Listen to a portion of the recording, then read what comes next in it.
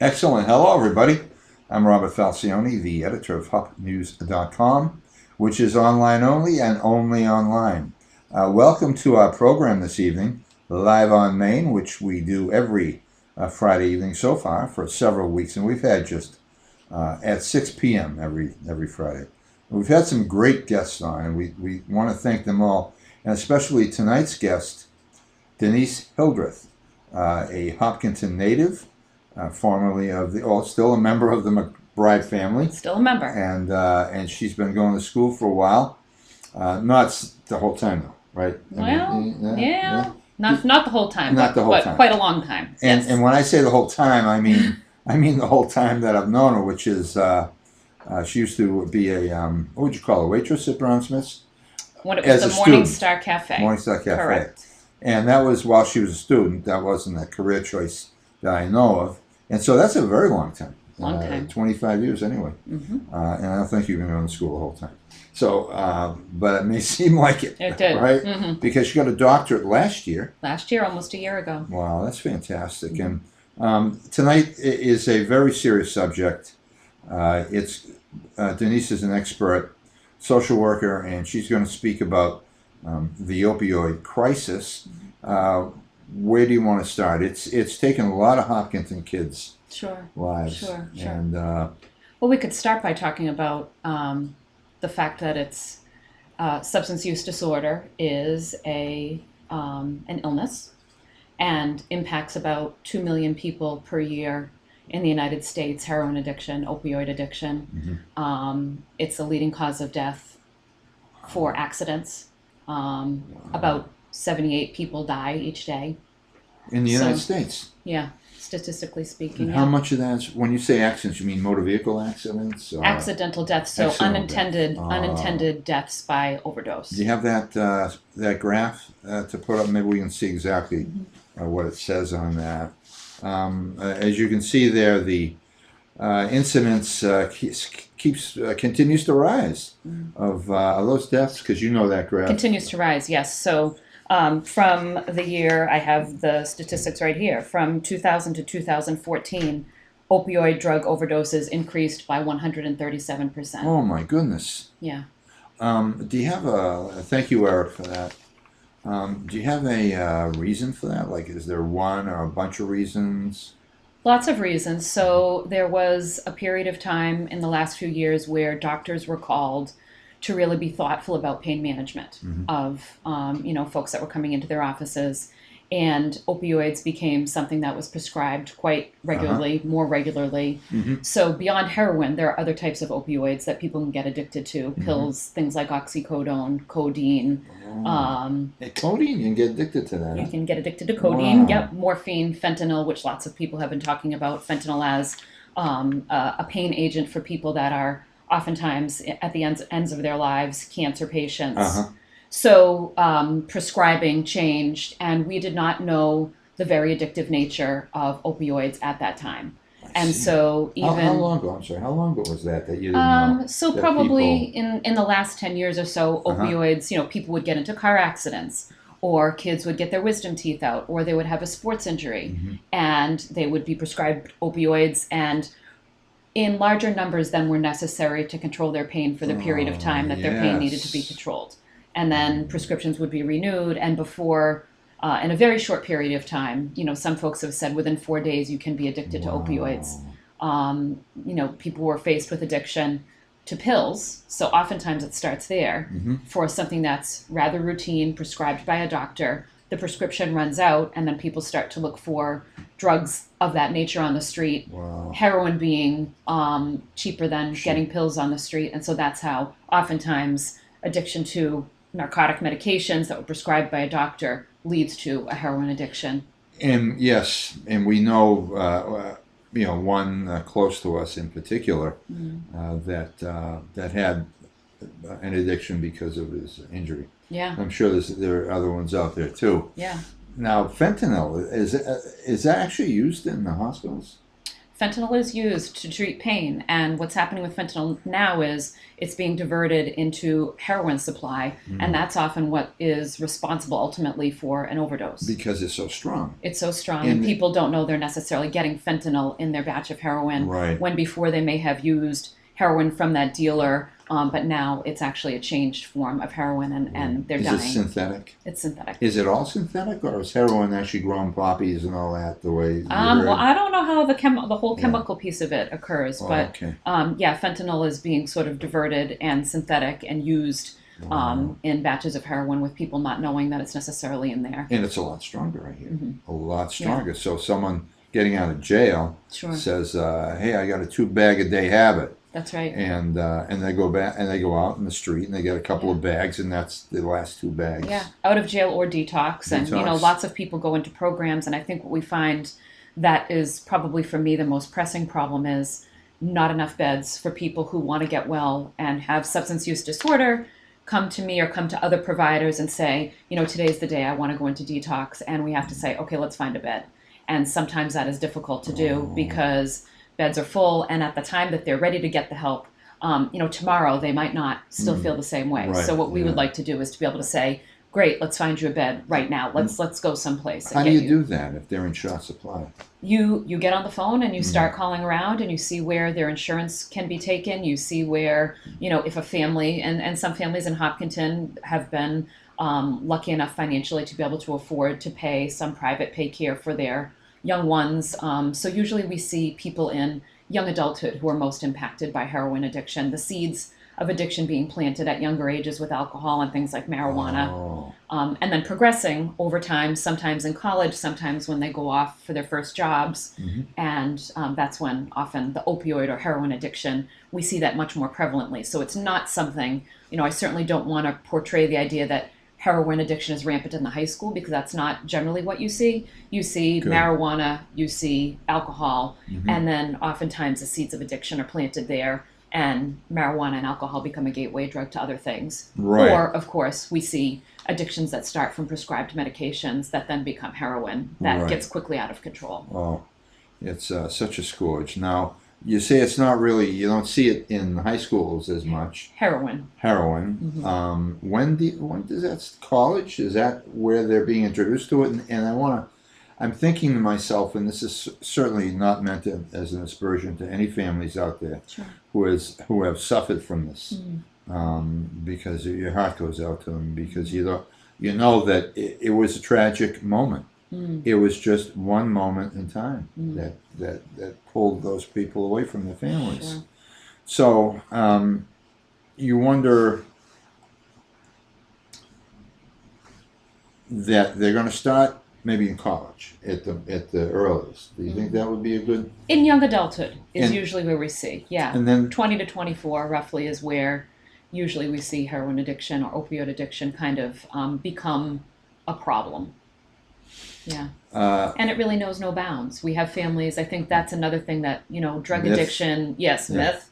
Drug addiction has been, hidden for years and years, forever, really, right? And I think families have suffered silently in this town as well as in towns across, the United States where, people think, well, financially secure communities, these are well-to-do people, these are people who don't have problems. And what we find is, heroin addiction knows no bounds. These are people that, our families, our neighbors, our community. And so I think what we're most trying to do in Hopkinton, so we've started a coalition called Hopkinton Organizing for Prevention. And one of the things we're most trying to do is really raise awareness around the fact that this can happen to any of us, and to destigmatize addiction so that people who might be suffering in silence, quietly, in their homes and not knowing that there are other families in town and lots of other families suffering, to sort of reach out for help and know that help is available, and to always get the message from this town, this community, that we care about them and that we understand that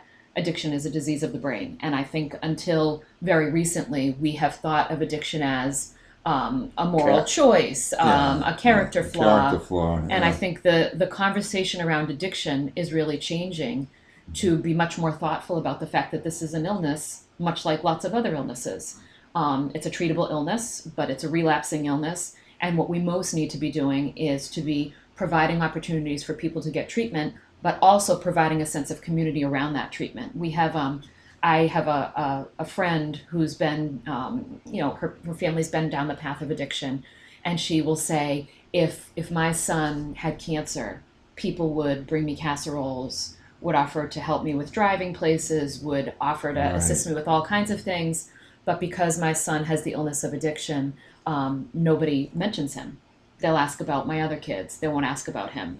They won't ask how he's doing. So it's very much the stigma of addiction keeps people from getting well.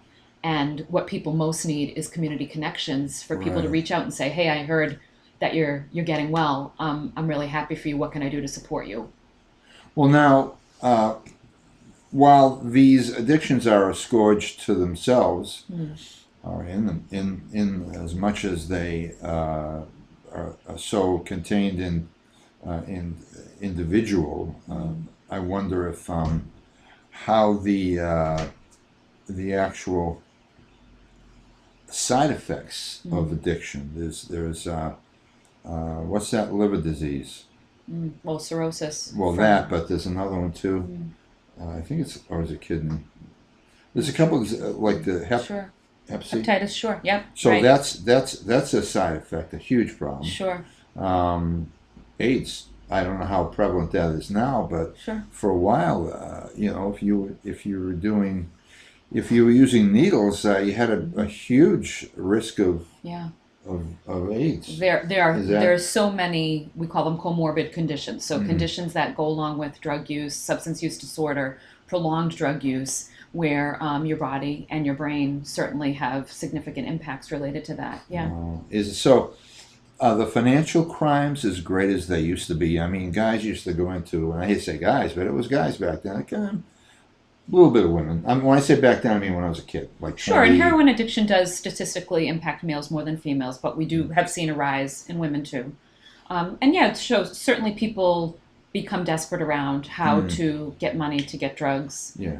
And that's a problem. Okay, so it's still, they still commit financial crimes? I mean, go in the grocery store, grab a roast, and then see if the bar down the street's going to give them a couple bucks for it? I would say, I guess the best way that I could say it is that addiction creates situations of desperation where people do things that they and their families would never dream would ever happen. And so sometimes it is that. In addition to, losses of family relationships, losses of spouses and partners, losses of their children to the, child welfare system.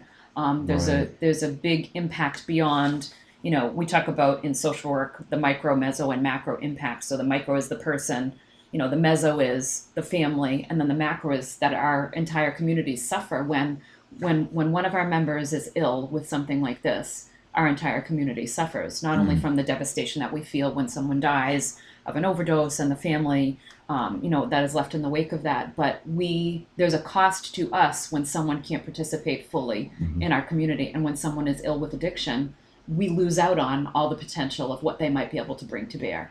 Right, and this is not, from what I've seen around town and from what I've observed, in my life, not personally, but just observed, is that people that overdose, this is not a crazy event. This is not something where they're screaming and help, I overdosed. They quietly die. They quietly die. And people should know that. That this is not some sort of calamitous and emotional event. They close their eyes and they die. Because their breathing has stopped. Am I correct in that? Yep, respiration. This is a good time to talk about Narcan. And that's Rosalie. I'm sorry. You're going there? You're the boss. But, I did actually call the parent of a young man whose friend had just been revived with Narcan by the firefighters. Yes. And although she wasn't receptive right away, I've known her I've known the woman and the family for around 30 years, and so wasn't receptive. But I told her you should get some and keep it in the house. Yeah, Narcan is life-saving. Yeah. we are very lucky that all of our first responders carry Narcan. Yeah. It does save lives. It gives people the opportunity to then go into treatment. I see it as that. Yeah. It gives them an opportunity to choose to get well, hopefully. And Narcan is dispensed in most drugstores, so families can go in, use their insurance card, pay a copay, be able to have Narcan in their homes. And it's for someone who's living with substance use disorder, to heroin or to opioids, it makes sense to have it in the home. Yeah. Even if you yourself are not addicted to any substances, you want to be able to have it to help save your loved one. To Right. you know, I mean, I saw them revive this young man, and I think he was kind of angry because he was, you know, as he wakes up out of it, he Sure. becomes sick, I guess, Sure. is Sure. what happened. So they're not happy about that, but a lot of them don't understand that that they're dying. And he was brought back, which you know, I was given a hard time about having a photograph. This was a year and a half ago, perhaps, but you know, that's what a journalist does. He takes these events that happen in a community and puts them in front of his readership, viewership, whatever the case may be. And that's why I do it. I mean, I'll be just as happy going out and taking pictures of great blue herons every single day, but I'm going to lose my readership if I do that.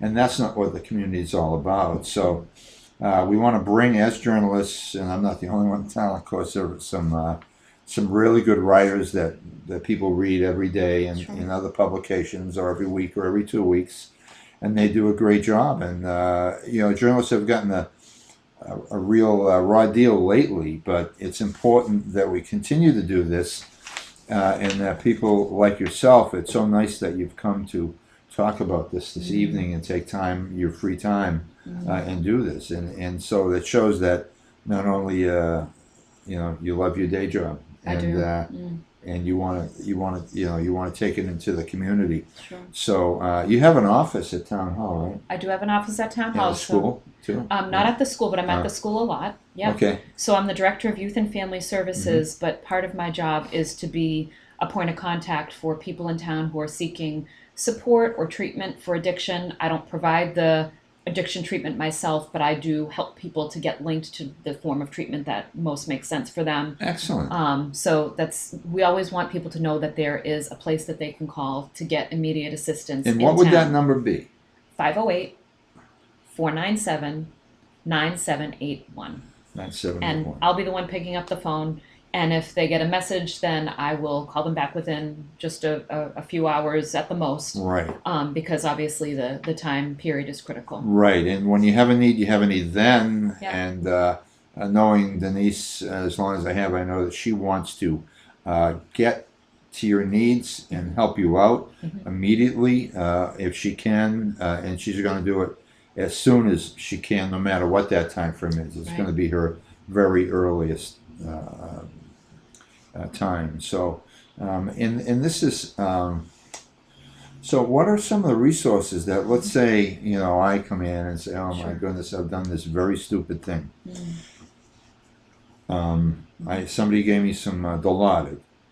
Now, morphine doesn't work well for me, so when I go in for surgery or something, I get Dilaudid. Yes, Spider-Man does visit. He crawls on the ceiling, but it stops the pain. It really does. Because sometimes, I mean, I can think back, gee, I had what they call a incarcerated hernia. And it's left, you know, you have intestines that have actually left their normal place and gone elsewhere in your body. And it is very, very painful. Yeah. And I got pain, I'd say, you know, on a scale of 0 to 10, I think my pain might have been a constant 6 after the morphine, but it was like 0 when they tried the Dilaudid, because it was. So when I say to you, I'm getting, I feel sick. I just, you know, I was taking this painkiller for 4 days after, and I ran out because they don't give me as much anymore. And I ran out, and I'm shaking, and I'm feeling sick. And what can I do? What can Yeah. they do? Well, we would first probably connect people to their primary care doctor, right? Have a physical assessment, Uh-huh. see what their doctor has to say, and certainly if it seems like something that's addiction related, there's a series of conversations that would take place around what most does this person need, whether it's detox or whether it's going into a 30-day program. I think what we know is that, especially with opioids and heroin addiction, the longer the treatment, the better. So good. detox and then going home and trying to kind of make it on your own after a few days generally is not the most thought of way to do this. So generally detox and then a program and then possibly 45 more days and then maybe a step down program through a series of steps where people really learn coping skills, oftentimes get involved in the 12 steps, become part of a sober community. So a series of steps to get well, which often means taking a leave from work, but there are also outpatient programs where you can go in the evening times, attending 12-step meetings. There's a whole array of options where folks can get well, and obviously it would depend on the individual situation. But I'm glad you brought up pain management because we're actually working in partnership with Hopkinton Drug to bring an alternative pain management event that's going to be happening on May 10th in the evening. And it's open to the community. It's intended for adults. Where's it going to be? It's going to be at the middle school. So the library? intention, nope, in the big auditorium, Oh, and great. we're going to be having Dr. John Kelly, who is an addiction expert, a doctor of addiction medicine. He's going to be talking about kind of the landscape of addiction. We're going to be having a panel of folks who represent alternative ways to manage pain. So if you'd rather not use opioids or you're afraid to use opioids, what else can you do? What are the other ways? Because people like you have real pain, and there are ways that we need to manage pain. Opioids have their place, but there are also lots of things like chiropractic care or Reiki or massage therapy or all kinds of things. So we're going to have a panel of experts talk about that. And then we're going to have, for lack of a better word, exhibitors, people who have tables, who own businesses around the area, who are not trying to sell a product, but more to introduce people to other forms of ways that they might manage pain. And you say Reiki and what was the other? Chiropractic care. Chiropractic care. Yeah. Massage and all? Massage, sure. And there's even massage for addiction. There's yoga for addiction. Yeah. Wow, that's fantastic. Now, what is it that makes... Okay, so I can take the Dilaudid and not need to take it the next day. What makes a person so? Is it a brain chemistry? Is it a physical part of their chemistry that says you're going to get addicted? And is there some way to know ahead of time if a person has that addictive? They call it addictive personality, maybe? Well, certainly family history plays a role. There is a genetic component to addiction. Oh, okay. But there could be, several people in a family where there's a history of addiction and not everyone becomes addicted, right? Right. So it really also depends upon social factors and other things that kind of the knocks that you get along the way, and maybe a difficult circumstance came your way, and one sibling in the family dealt with it through exercise, and another person reached for a substance. It depends. Is it okay? Has there any studies shown that that someone is inclined to because of their physical makeup, their brain chemistry, blood, or anything like that? Sure, there have been studies that have been done to show, that people are more susceptible to addiction than others. Yeah, there's a whole sort of host of studies on a variety of what are all the causative factors, and I think we don't say it's just one thing. There's lots of things that kind of come together, but we often think about family history, and that's one of the big things that people should be cautious about. I'm so lucky. I feel so lucky because I've had broken bones. I've had surgeries. Motorcycle accidents. We don't want to talk about that too much. Give anyone any ideas. But when the pain's gone, I'm done with the pain medication. Sure. And I just feel so lucky that I don't think I have that inclination. Sure. And I feel really bad for other people that have no control over this because of their makeup. Because of something in their body that says, or the family history that says, that you're gonna, you're gonna get addicted if you take another one, or or they want to take another one. I mean, I get like, oh, gee, I'm Yeah. not taking all that stuff. And another thing to remember about addiction is that choice goes away very quickly. I think the hard thing that people have to wrap their brain around with addiction as illness is, with other forms of illness, there's not the element of choice. So you get cancer, it's beyond your control. Right. And then I think people often say the stigma around addiction is, Mm-hmm. well, someone decided to take the pill, so now that's sort of their problem. But Right. you make a decision once, and then kind of the decision is gone. And I also have another colleague who says, your life starts to operate without your permission when you become addicted. That you maybe Right. did make one choice in the beginning to take that pill, but then very quickly thereafter, it's no longer a choice. It's a drive. It's something Right. that happens in your brain. Oh yeah, I saw these kids when I was a kid in Needham, and they needed to go. They needed to go to Newton, Mm-hmm. to the corner, Mm-hmm. and where these guys are standing there scratching themselves, and Yeah. and they had to go make a deal with that guy. They would go in at that time, somewhere around 1968.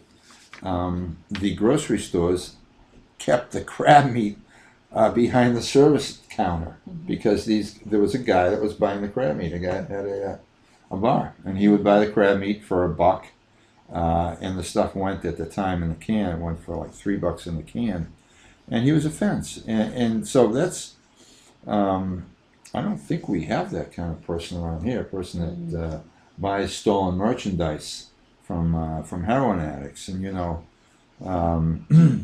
they're like everybody else until they just get overtaken Yeah. by this thing. And do they? We had. I don't know if I'm supposed to. What I don't want to do is taint you with the HIPAA stuff, But there's. Yeah, don't mention names or, I know, or because- situations Well, he was. to he protect was, families. right. He was. Well, his dad's gone now too.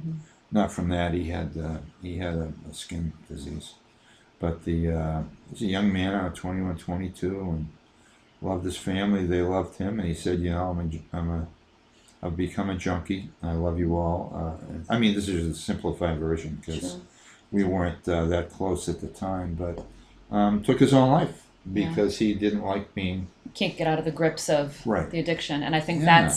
that's a community responsibility as much as a person wants to get well. It's a community responsibility for us to find a way to help them to do that. We don't want situations like that to happen where people feel so desperate that Right. they have to take their own lives because the resources for getting well are not there or not strong enough to assist them. That's up to us. I Yeah. see that as that's kind of on me. Now that position that you're in is fairly new.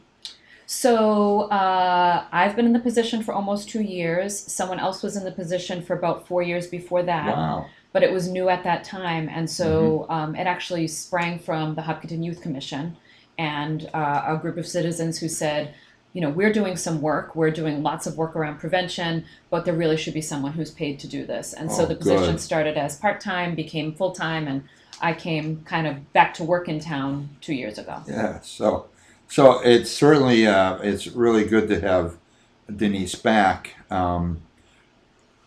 So keep this in mind. If you have this problem, give Denise a call because her resources, as we've just heard, are many. And she can point you in the right direction. She knows what all the resources are. And you do assessment, too, before you say this is what I think you need. And I do a And- brief and- assessment with the assistance of other people, and so often we bring in other folks that have been involved in the person's life. Sometimes it's been someone who helped them to beat addiction at another time in their lives. Oh. Sometimes it's another family in town who's walked the journey of addiction and understands from that perspective.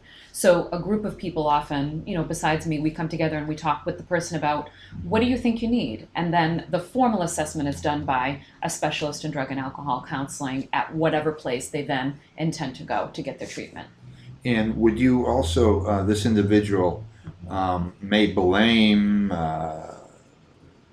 family Sure. for his or her problems and may say, well, this is, I'm having this, I hate my father, I hate my mother, my sister's stealing my stuff out of my piggy bank. And would you take on some personal counseling from Sometimes I do. Yeah. Yeah. I think what we really try and do is harness whatever strengths the person has. We talk about supports. Who do you have in your life that you can count on that can help you through this time? And they might say, my relationship with my dad has been really shaky, but there's been times when I could count on him, and would say, let's bring him in. How about someone else? Oh, I have a girlfriend, or oh, I have a teacher. Whoever we might be able to bring as supports to really try and see it as a strengths based opportunity more than blaming people and kind of doing that. We try and look at it as how can we bring everybody together to help you to make decisions about your life that you want to make to get well. And this is all confidential. Nobody's going to know that this is happening, that it has happened, that it will happen, Right. because there are actual HIPAA's a federal law, isn't it? Mm-hmm. And so care providers are by law managed in a way that protects your privacy, your identity, and they know where is the best place for you, whether it's the hospital or it's a rehab facility or whatever it may be. And I know from personal experience that Denise is very trustworthy. So you don't have to worry about those things. Give her a call at 508-497-9781. I thought that was it. There's so many. That's like it's like the town hall number. Yeah. The 497-9781. So if you're feeling down and you have a problem with addiction, or you think you might, or you need some services of the town, and people do care. I don't know anyone alive in my life anyway that doesn't have someone who cares. Yeah. Somebody cares about you, so that's very important. I'll care if there aren't other people. That's right. That's right. So, anything else that you think is very important? I think you've got it. I think you covered an awful lot of stuff, and this is a great resource. I'm so glad that you came on tonight to explain how you can help somebody that's maybe listening right now. We're going to put this on tape after we part ways, and it's going to be on YouTube and probably. Well, let's see. It's Friday, so I have to go eat at the Spoon. So it'll be on our YouTube channel, and also right on the front of Hop News at the top before long. And there is help, so don't give up hope. There are a lot of people who care, and that's why we have this position in Hopkinton. Thank you so much. Thank you. You've been a great guest. Thank you. And I really appreciate you taking your time out. And maybe have some other stuff to share another time. Yeah, thank you. Excellent. My Thanks. pleasure. And thanks everyone for checking in and seeing what's happening on Live on Main. We don't even have a guest for next week.